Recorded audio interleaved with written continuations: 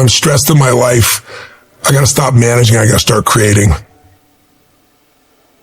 Creating life on your terms, like deciding what are the immutables. It's like, if you want to take the island, you got to burn your boats.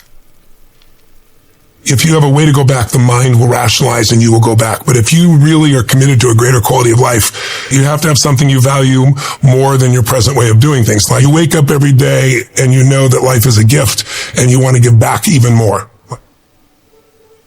When I say to people, you want your life to keep growing, keep putting yourself in new environments. Keep getting around things you're not used to and let something hit you.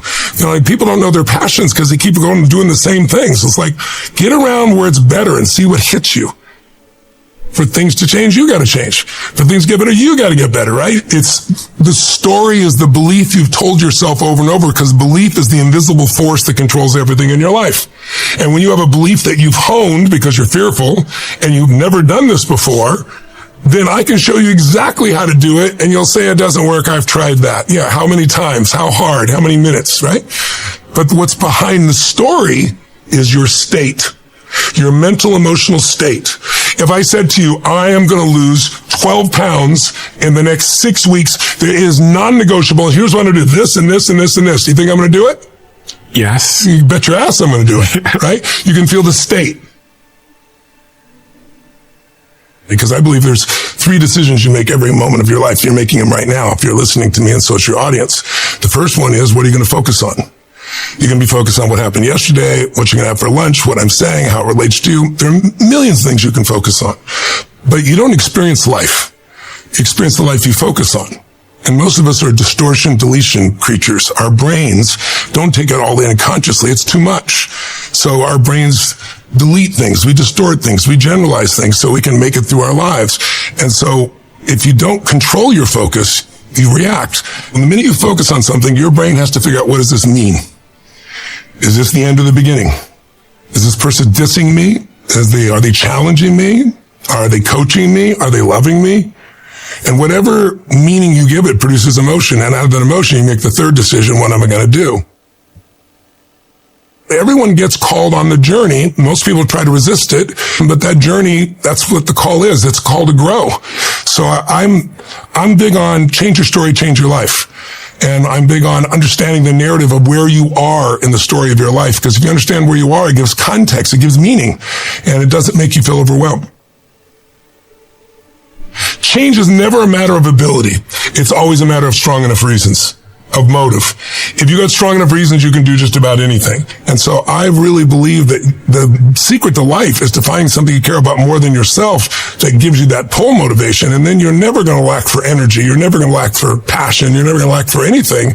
And you're going to have a life that's extremely meaningful. No, life is calling you. What are you going to give?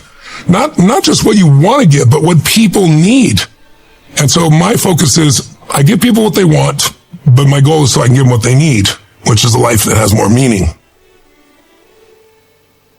You know, you're going to battle with internal things within you and external things, but if you keep going, you're going to eventually slay your dragons and you come out the hero of your own life, and you have something to share that isn't bullshit. It's not something you read somewhere. It's something you've lived. Something you want. And everybody can feel you've lived it, because it's a different level of ownership, you know?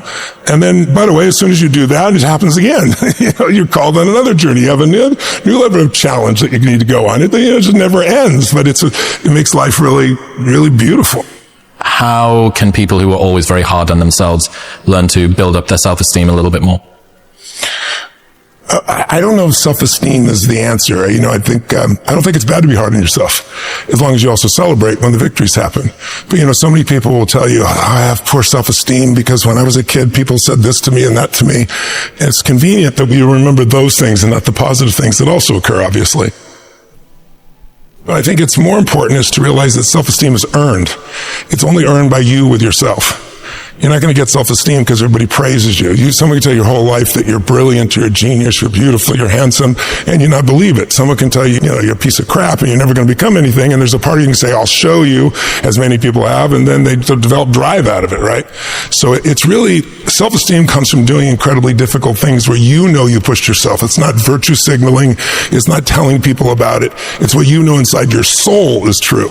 And the more you do things that are incredibly difficult, and especially things that are meaningful, meaning they're not just about yourself, the higher that esteem would be. I think the most important thing for self-esteem is to find something you care about more than yourself. If you find something you care about more than you won't be thinking about yourself all the time, and all your whole self-esteem just goes out the window. The real question is, what do you want? If you want an extraordinary life, my definition of that is life on your terms. Some people, it's 3 beautiful children, a white picket fence. Some people, it's building a multi-billion-dollar business. Somebody else, it's writing poetry. Instead of looking for somebody else, it's like, okay, what do you really want from your life? And aligning yourself with moving forward towards what you really want. If you can do that in a way that also you feel is serving others simultaneously, there's a sense of meaning in life that can't be replaced by self-esteem or praise or compliments or being nice to yourself. And I don't think it's bad to be tough on yourself.